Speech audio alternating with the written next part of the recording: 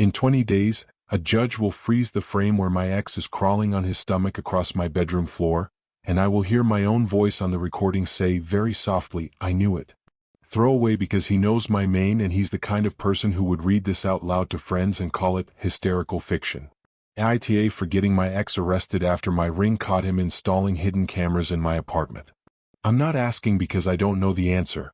I'm asking because the line between self-protection and vengeance got blurry when everything in my life started feeling staged for an audience of one. He's a charming guy, let's call him E, whose favorite pastime is catching his reflection. We dated for 10 months. The beginning was a movie trailer. Dramatic voiceover, quick cuts, best parts only. He sent flowers to my job, made playlists, learned the bodega cat's name. He loved me loudly in public and critiqued me quietly in private. The critiques were always dressed as compliments. You look so pretty when you don't try so hard. Your laugh is so real when you're not trying to be funny. I learned to pause before I reacted, because he turned my first reaction into the crime and my second into the confession. When I broke up with him, he said I was doing it because I'm addicted to chaos. I'm not. I love quiet. I rented this place because of the quiet. The first thing that made me feel insane was the soap. A new bottle of dish soap appeared by the sink, same brand I use, but the cap had a tiny nick I didn't recognize, and the bottle was filled to the exact level mine had been when I went to sleep. My towels were folded away I never fold them, rolled like tiny hotel croissants. A framed photo of my grandmother tilted to a perfect 45 degrees. I measured because I measure when I'm anxious. Then my thermostat history showed temperature changes at 3:12 a.m. and 4:27 a.m. that I didn't make. My bathroom fan light was on when I woke up. None of it was big enough to be a police report. All of it together felt like static in my teeth. I told myself I was sleepwalking, misremembering, overreacting. I told myself what he would have told me. I told myself the city shifts around you and sometimes things just move. I told myself I was lucky. I told myself I am not the girl whose story starts with my ex and ends with a true crime podcast. I told myself to breathe. I told myself to eat. I told myself to stop telling myself things and call someone. I called my sister. She asked if I still had the same locks from when he helped me move in. I said yes. She said change them. I said I would. I did not.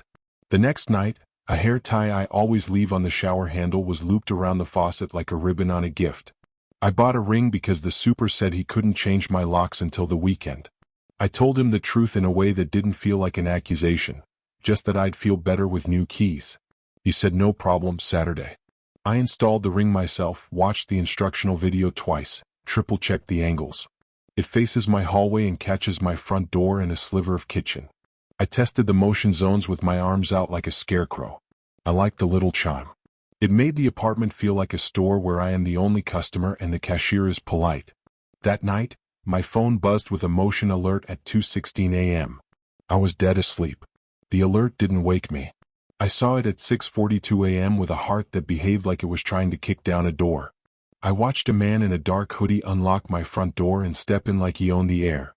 He knew the camera was there. He looked straight at it and smiled with half his mouth, the way he smiles when he thinks he's being photographed by accident. He raised a gloved finger and pressed it to his lips in a theatrical that would have been funny if it didn't turn my bones to salt. He moved fast. He went straight for the smoke detector in the hallway, mine, and unscrewed the face with a practiced motion. He palmed something tiny from inside and slipped a different tiny thing in. Then he crouched behind the ficus in the corner like we were playing hide and seek in our 30s. He placed a pinhole camera on the lowest shelf of my bookcase behind a stack of New Yorkers I saved for imaginary company. He moved into the bedroom, ducked low, and I lost him in the frame. I threw up in the sink. I watched it twice more. On the third watch, I noticed he used a key. He didn't pick the lock, he used a key. I scrolled back through the timeline and found 2 more entries over the past week where motion midnight into shadow and a hooded person turned into a negative space where a person should be. He moved with the vanity of someone who practices moving. The little flourish at the door. The shoulder dip in the hallway.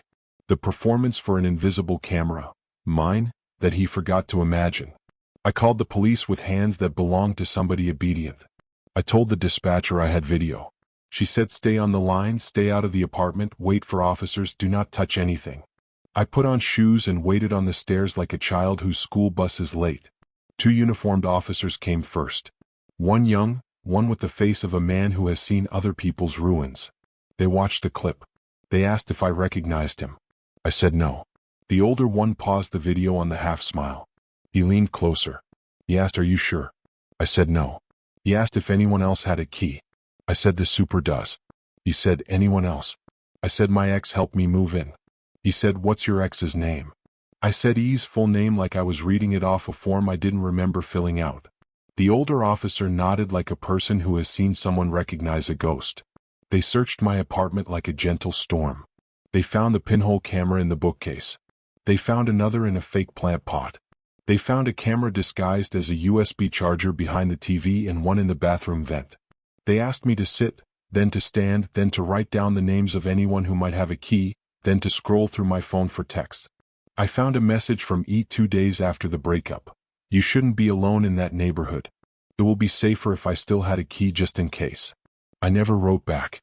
He followed with a heart, then a thumbs up, then a joke. The jokes felt like empty rooms. I gave the officers his number. The older one told me to call a friend, not to be alone tonight, to stay somewhere with witnesses. He asked if I'd be okay. I said yes, then cried because the word yes flinched coming out of my mouth. He said, "This isn't your fault," in the same tone you'd use to read a weather report. Later, another officer came with a detective who introduced herself like a therapist and a soldier. She said, "I'm going to take the cameras and the smoke detector and your ring footage." She said, "I need to ask you some questions you won't want to answer." She said, "Has he ever hit you?" I said no. She said, "Has he ever made you feel like you owed him your gratitude for not hitting you?" I said yes and felt disloyal to a version of him I still kept in a shoebox somewhere, the one who carried my couch up 3 flights of stairs and called my plants by name. I texted my sister I wasn't crazy, then turned my phone face down. There is a specific relief in not being crazy that tastes like pennies. It doesn't make you feel better, it makes you feel accurate. Accuracy is not the same as safety. The detective asked if I wanted an order of protection. I said yes. The word yes came clean the second time. She said, "We'll start the process today." She said, "This is going to be unpleasant." She said, "I'm sorry." She said, "He will likely try to contact you and make you the villain." She said, "When he does, don't respond." The super came up, rattling the lock like he always does before he opens because he's old school respectful. He said, "You wanted new locks, right?" I just nodded and stepped aside like a pallbearer at a funeral I didn't schedule. He looked at the cops and the detective and the bag devices on the counter, and his face did the thing where a person's features rearrange with understanding. He replaced the cylinder and handed me 2 shiny keys like trophies I didn't earn. I posted here because my brain wants the internet to tell me I'm not a bad person for feeling satisfaction when I paused the video at his half smile and thought, "Got you." He did something violating and cruel. He did it intentionally and with a flourish. He did it because he thinks I exist in a snow globe he can shake. And still there is a part of me that wonders if I'm overreacting to enjoy the moment where a man who narrates his own life gets caught off script. I want strangers to say NTA because I can't trust my coefficient of guilt when it comes to him. He trained it to spike when I breathe wrong. I saved the recording locally, sent it to the detective's secure link, and then I watched it again because I wanted to learn the choreography of my own terror. That's a terrible sentence. It's true. My therapist says when you survive control you can become obsessed with control, and the loop between them is a jump rope I can't quite stop. I promised the detective I wouldn't contact him, and I meant it. But I also put a sticky note on the inside of my closet door that says check vents and another that says trust the part of you that doesn't wait for permission. My sister called me and I answered and she said, "Say it out loud." I said, "He put cameras in my apartment." She said, "Say the second part." I said, "I'm not crazy." She said, "Say the third part." I said, "I'm not the asshole." We laughed, the kind of laugh that starts in the throat and ends with your head on your knees. The next day, E texted me from a new number, a green bubble like a green light he's never read a manual for. He wrote, "Please call me, it's urgent." Then, "I heard you're telling people crazy things, let me come over and fix your smoke detector." Then, "I still have the key to that window that sticks." Then, "I'm worried about you."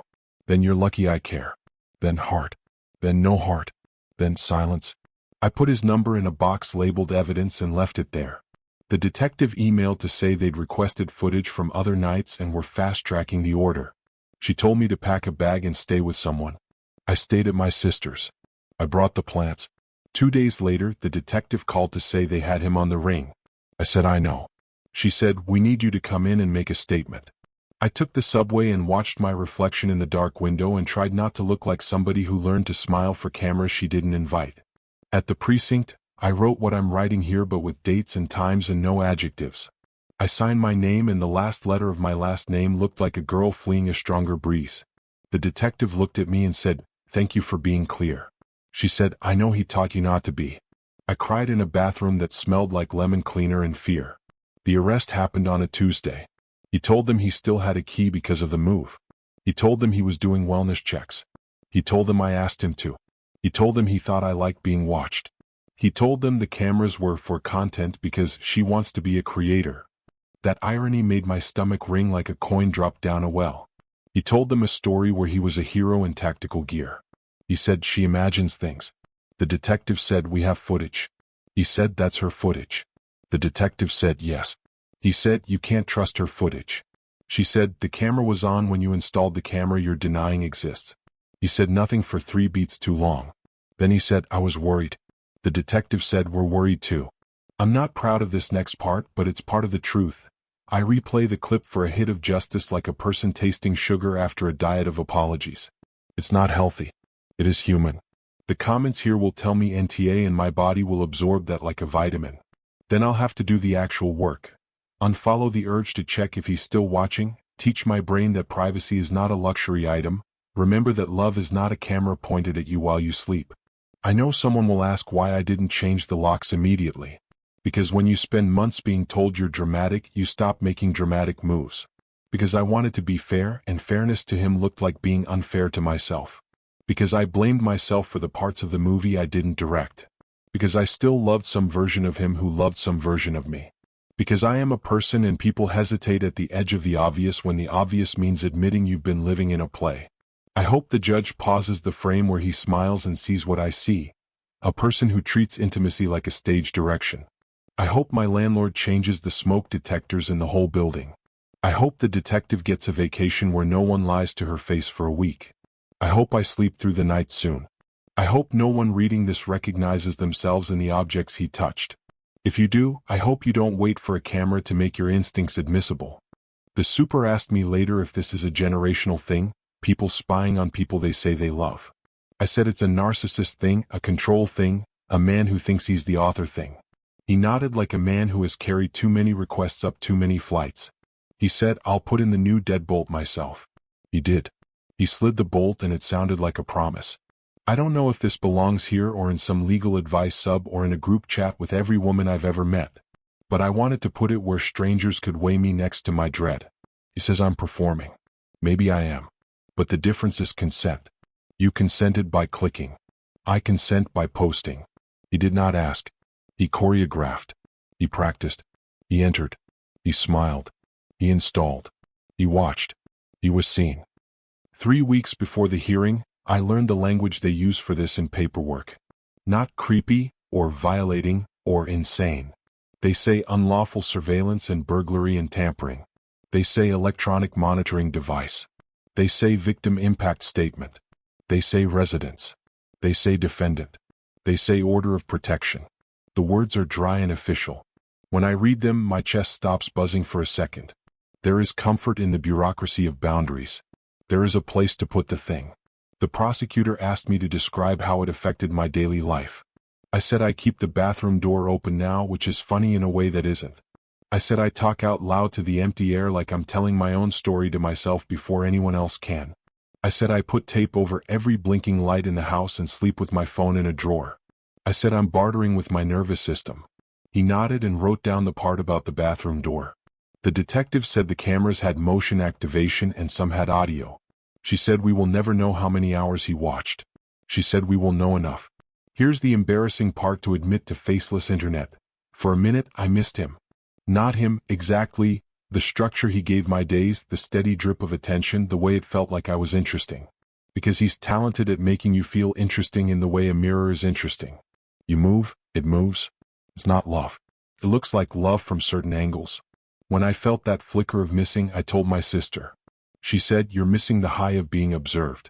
She said, "Observation without consent is not intimacy." She said, "That's a sentence you should say out loud until your mouth believes it." E's friends started posting memes about crazy exes. One DM'd me a video of a woman smashing a car windshield and wrote you? I didn't respond. The detective said don't.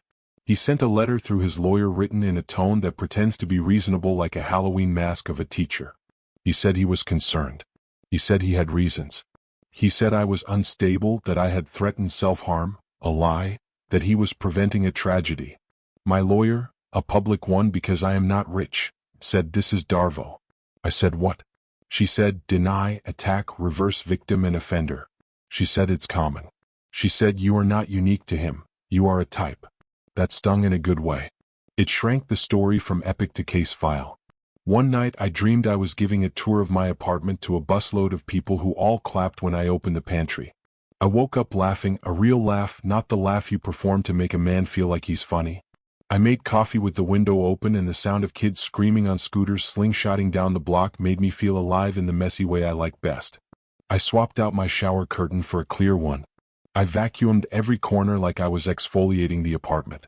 I put the plant back where it belonged and threw out the fake one with the camera guts in a bag full of potato skins. I unplugged the USB charger camera and replaced it with a $9 one from the drugstore, which felt like sticking my tongue out at someone from a moving car knowing they can't catch up. It would be neat if there was a final scene where I reclaim my space by dancing in it. Instead, it's small actions that feel like taking a temperature.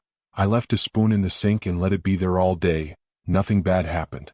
I went to the bodega in pajama pants. The cashier smiled with all his teeth and asked about my plants by name. I stood in front of the mirror, not to catch myself, but to apply sunscreen like a civilian. I made a list of things I want that have nothing to do with crowds or cameras. A quiet fan, a friend who texts me pictures of dogs they see, a neighbor who knocks before they open, a judge who pauses at the right moment. The day I moved back into my own bed, my phone pinged with a calendar reminder I had forgotten to turn off. Dinner with East at that place with the espalier trees and little votive candles in jars. I stared at it until the letters lost meaning. I deleted it. I made scrambled eggs and ate them standing up because there is no law against eating like a raccoon when you live alone. The ring chimed and I looked at my phone and saw the super carrying a ladder, a man who announces himself as he approaches. I said out loud, "Thank you." The apartment said nothing back, which is exactly how I like it. 2 days before the hearing, I got an envelope from the court with my copy of the temporary order of protection. It says he cannot come near me or my home or my job. It says he cannot contact me. It says words that turn air into structure. The paper itself is thin and bendy. It could be crumpled. It could be lost. But the idea of it is heavier than the door he slid through like a whisper. I put it on the fridge with a magnet shaped like a lemon. I breathe. You want the messy part? I still want him to understand. I want him to have a sudden, cinematic epiphany, to see himself through a lens that isn't flattering, to feel the floor drop. I want him to feel small in the way people feel small when they realize other people are not props. I want him to walk past the store window, catch his reflection, and look away. I know that's not my job. My job is my life. My job is filling the sugar jar and calling my landlord and remembering birthdays.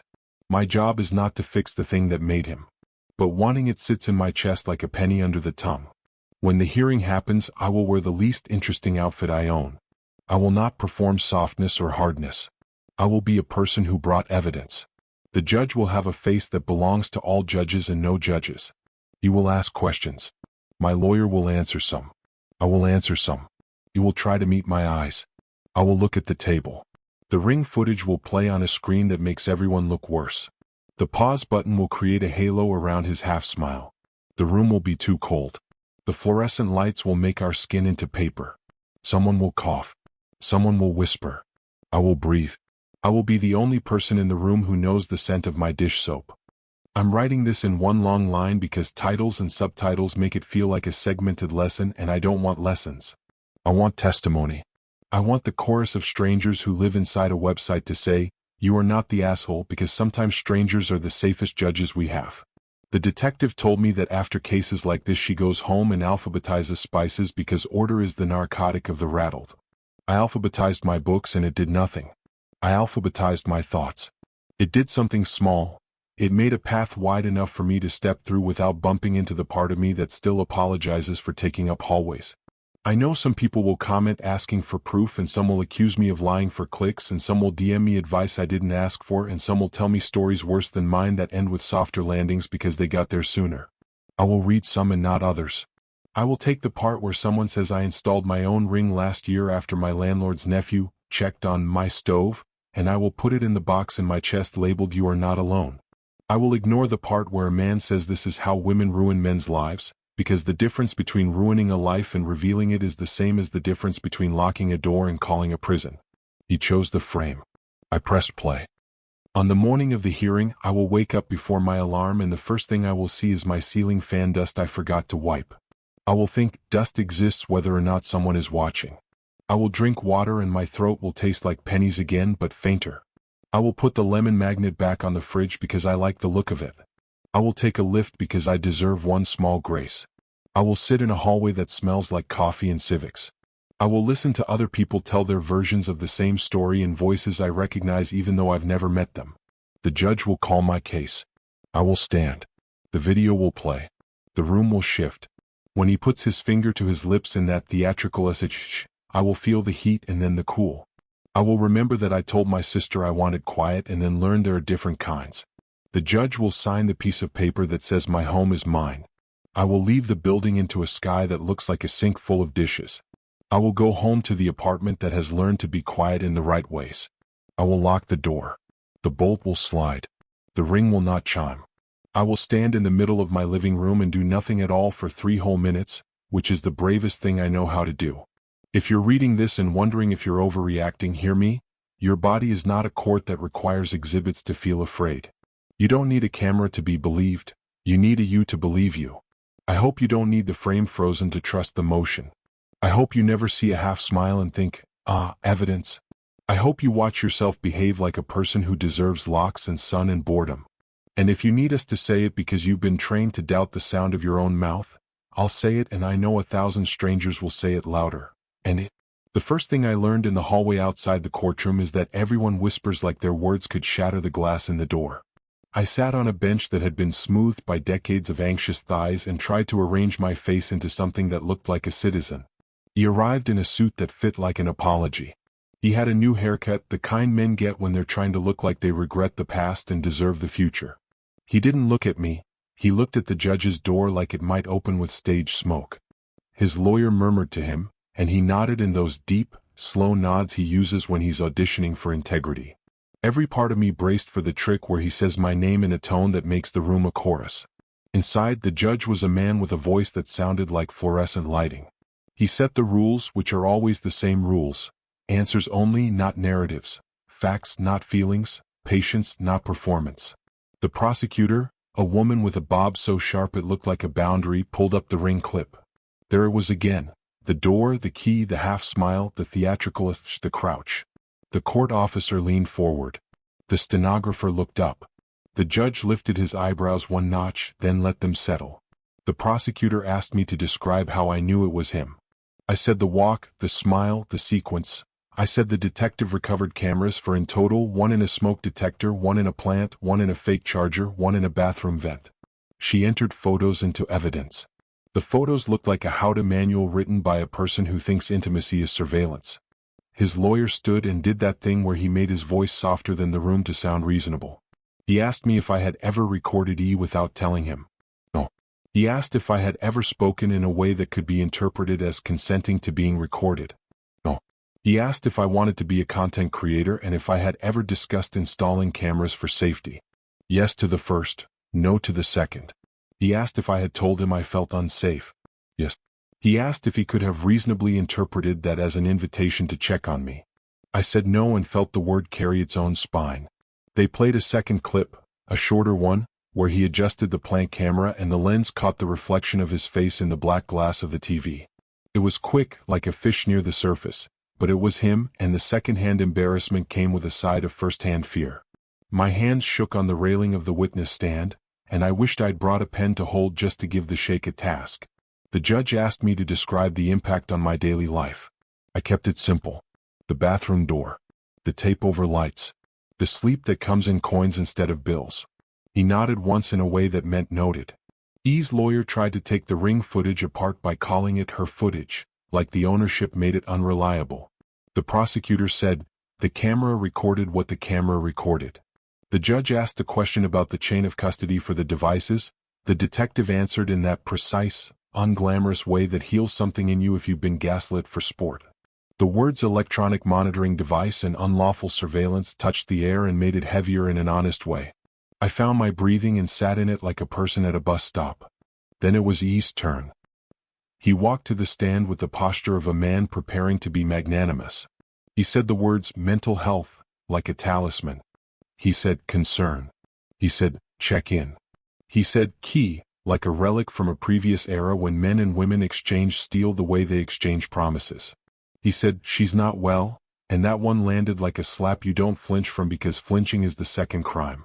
He said he never installed anything, and if something was installed it was because she asked. He cannot remember exactly when, and anyway it was for content. He said the word content like it was holy. The prosecutor asked him if he recognized himself in the video. He said it could be anyone. She paused the frame where he smiled at the camera like a man who believes in mirrors. She said, "Is that your face?" He said, "I can't be expected to know from a still." The judge leaned forward by a millimeter. She said, "Is that your jacket?" He said, "A lot of men have that jacket." She said, "Is that your key?" He said, "We shared keys when we dated." She said, "Are you still dating?" He said, "No." She said, "Do you now have an order of protection?" He said, "Temporarily." She said, "Did you return the key when asked?" He said, "She never asked." She pulled up the thread of text where he bragged about still having a key while couching it as concern. He said, "I was joking." The judge's eyebrows did the one-notch thing again. Cross-examination is an art form that doesn't look like art. It looks like assembling furniture with an Allen wrench while the person who sold it to you insists it's a sculpture. The prosecutor walked him through each device recovered. He denied, deflected, shrank, swelled. When she asked how he knew the smoke detector was malfunctioning if he had never looked inside it, he said, "I have common sense." When she asked how the plant camera got under the leaves, he said, "It's a cheap plant." When she asked if he had a background in security, he said, "I watch a lot of YouTube. It would have been funny if it didn't feel like I could taste copper." After, in the hallway, his mother appeared like a character who believes she can edit the third act. She stood a polite distance away and said my name, not like a curse but like a charm. She said, "He would never hurt you." I said, "He did." She said, "He just loves too much." I said, "He loves himself too much." She blinked like a person stepping from shade into sun. I didn't say anything else because no one ever talked a son out of himself in a courthouse corridor with a potted fern-bearing witness. She looked like a woman who has washed blood off school uniforms and called it grass stains. I wanted to hug her, and I wanted to tell her that whatever part of him learned to turn women into cameras wasn't born yesterday. Back at my apartment, the new deadbolt felt like an instrument I could play. I moved through each room and called it by its name in my head. Kitchen, bathroom, bedroom, closet, hallway.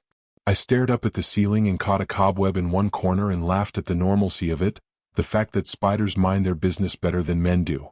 I slept on my couch, not because the bed scared me but because the couch felt like a ferry between two shores. Online, the story did what stories do.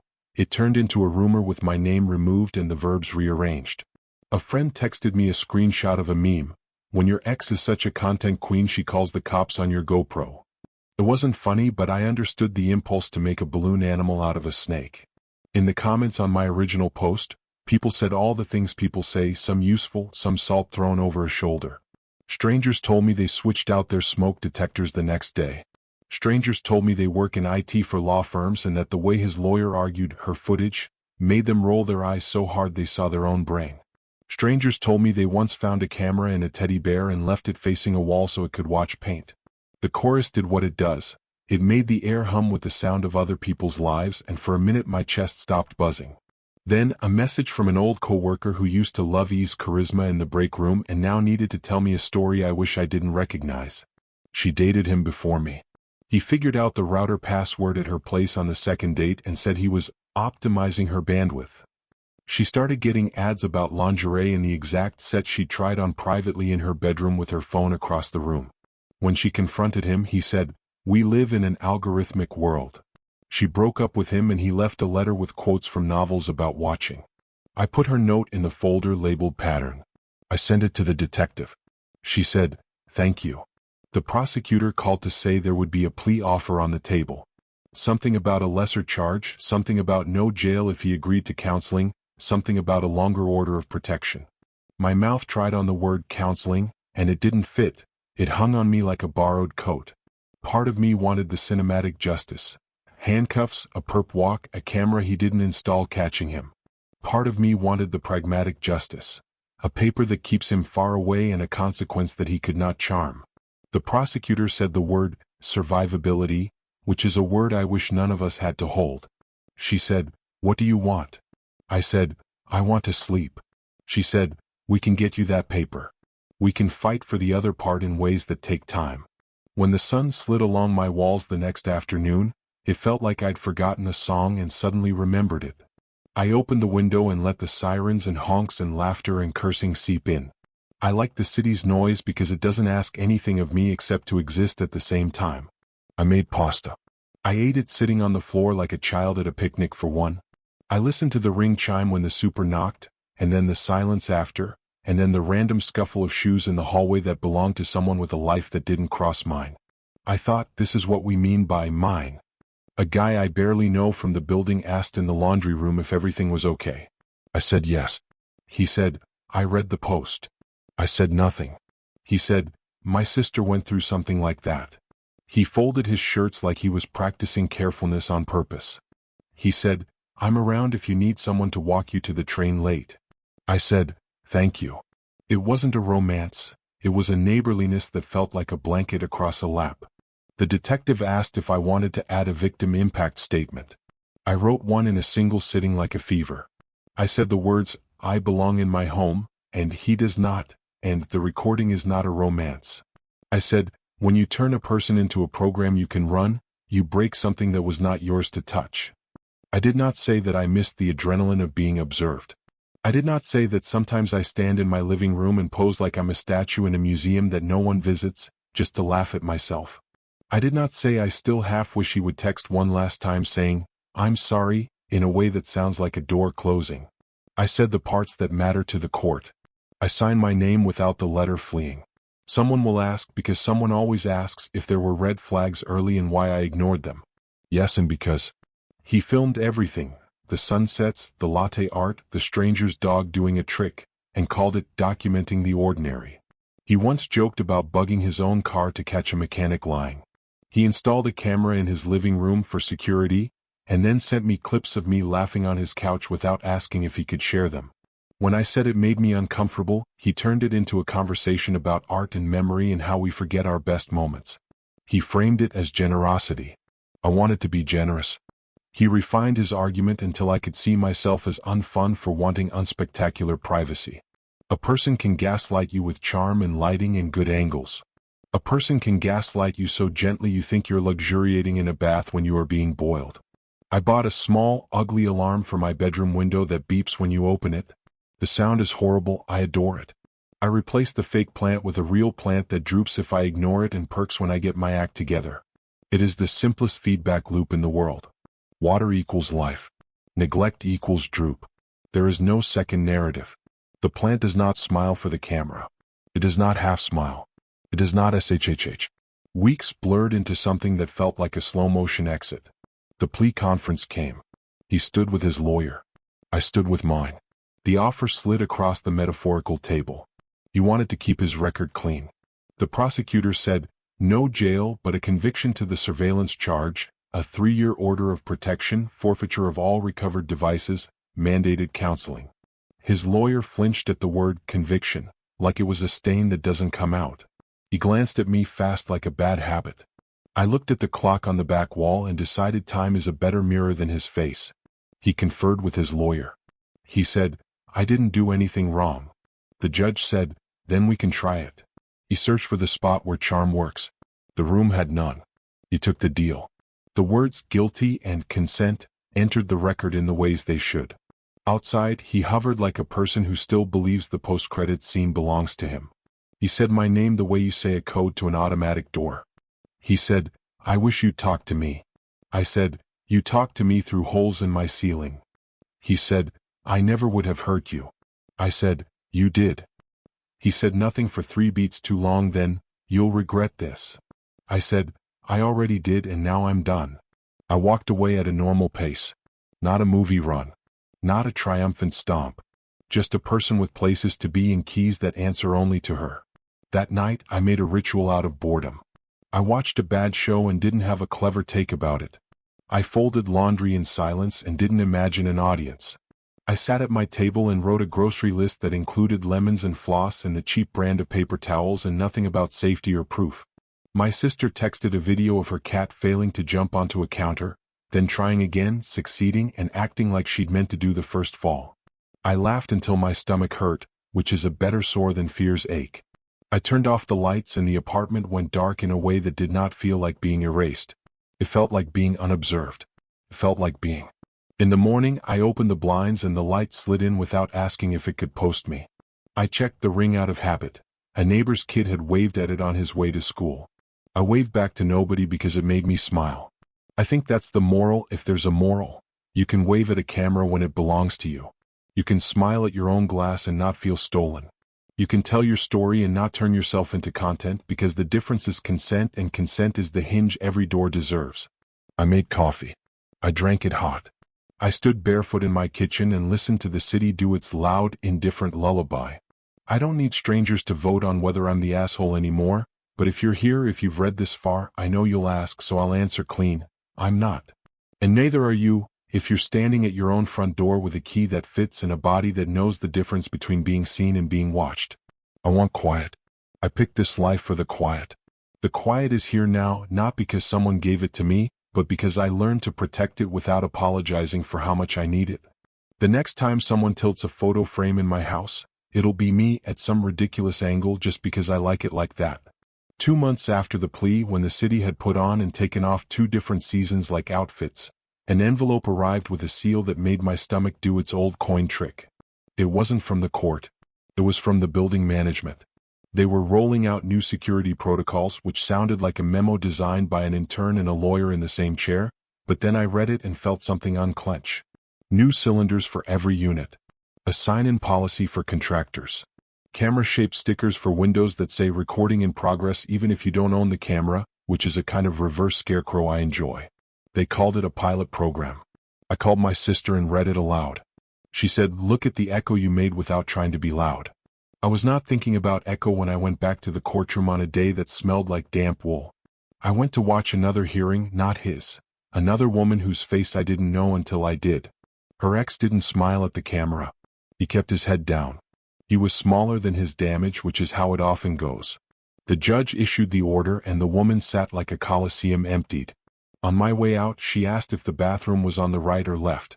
Left, I said, and then because I wish someone had said it to me in that tone that slips under the armor, I added, "You're not crazy," and she believed me because strangers have that power. This is the part where life starts doing its uncinematic thing, where a victory feels like a well-fitted shoe, not fireworks. I learned to leave rooms without narrating it for an imaginary lens. I learned to stand in my small kitchen and make an omelet that didn't look like a metaphor. I learned what kind of silence belongs to me, the silt that settles after a fast river, not the hush that feels like a hand over the mouth. I kept the lemon magnet on the fridge because it is stubborn joy in fruit form. I did the maintenance of existing. Dentist, laundry, inbox, spider in the corner, relocated to the fire escape like a guest who stayed one night too long but wrote a very kind thank you note.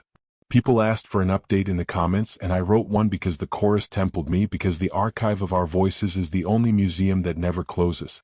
The update said the plea was accepted. The conviction is on record. The order stands for 3 years and can be extended. It said the devices were destroyed and I kept the receipts. It said the detective sent me a link to a resource group that meets on Thursdays and serves stale cookies that taste like safety. It said there are 2 kinds of sleep again, the thin kind with edges and the thick kind that holds. It said my therapist was right about control and jump ropes.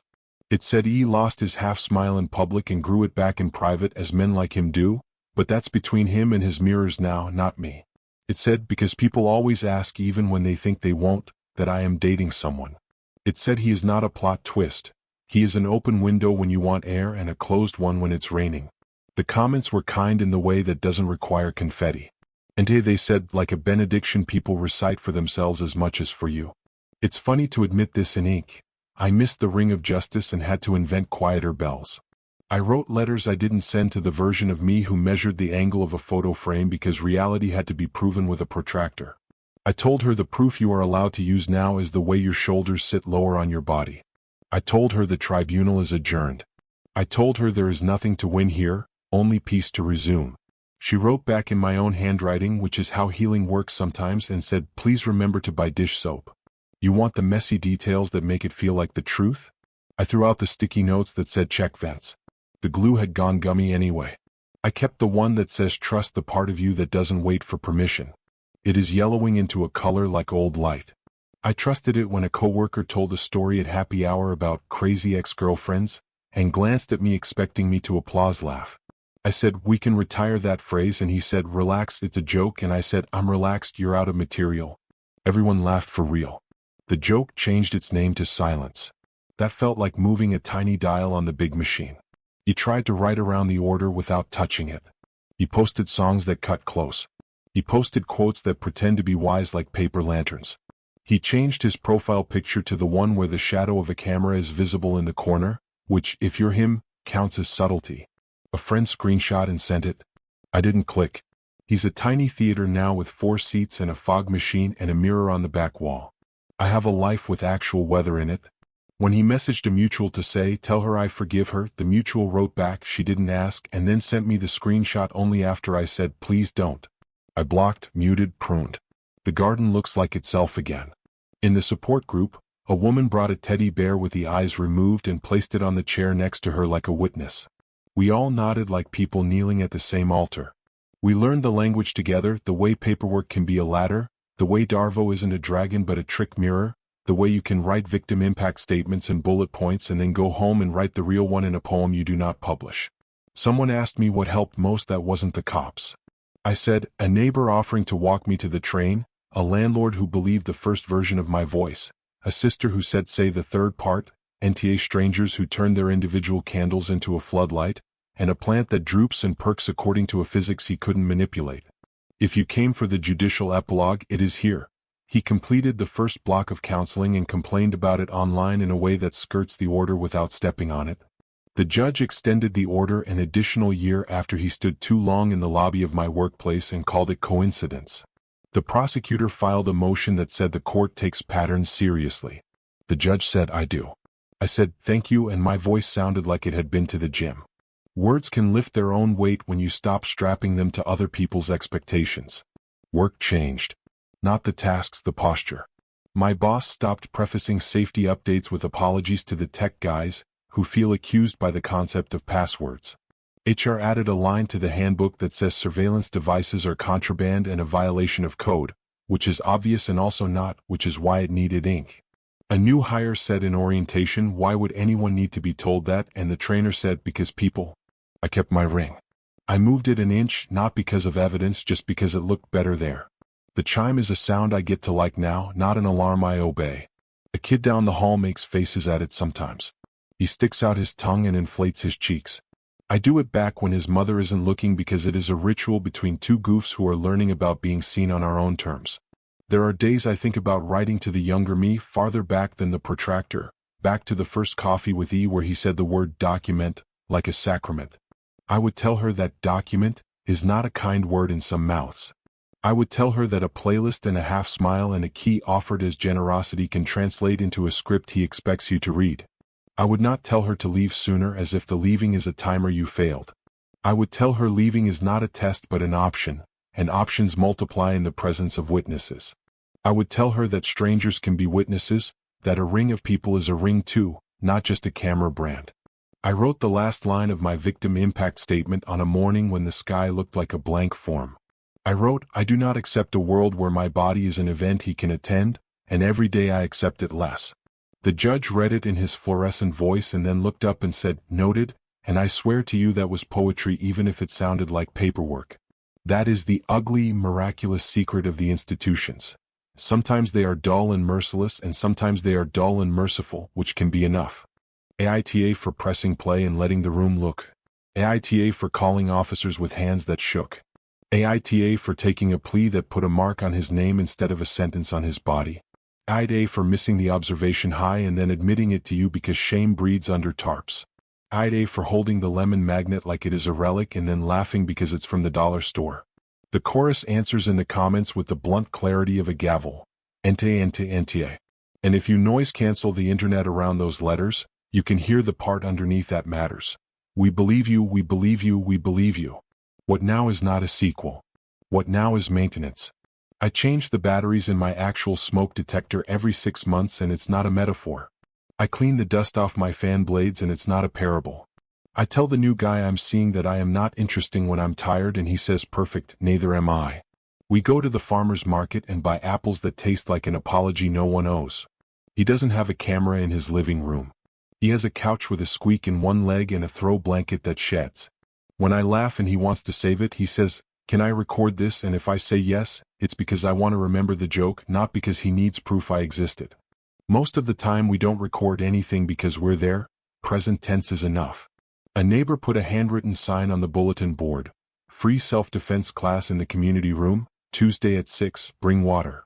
I went and threw my weight at a pad and pretended it was every half smile that ever turned into a threat disguised as a compliment. The instructor said power isn't just hitting, it's choosing not to. I thought about the day I didn't text back. That choice felt like a muscle too. The internet moved on, as it must, to other assholes and not assholes, to other kitchens where people stand barefoot and testify. That's how it should be. If you're reading this months from now and you're in the static, here's your borrowed line to hold while you build your own. You don't need a ring to know. But if you have one and it chimes and the footage freezes a half smile, you are allowed to feel relief when the mask trips over its own performance. You are allowed to feel clean satisfaction when paper beats charm. You are allowed to write it down without breaking it into titles. You are allowed to be bored again. Boredom is a right. Boredom means nothing is watching you but the clock and your own merciful attention. On the anniversary of the night the alert didn't wake me, I set a timer for 3 minutes and stood in the middle of my living room and did nothing intentionally. I watched the dust float in the slice of sunlight like a gentle universe that owes me no plot. The timer went off. The ring did not. I locked the door. The bolt slid. Somewhere, not here, he's learning what happens when the audience leaves. Somewhere, not here, a judge signs a page that says a different woman's home belongs to her. Somewhere here I make coffee. Somewhere here I pour it slow. Somewhere here, unfilmed and ungasped, I continue.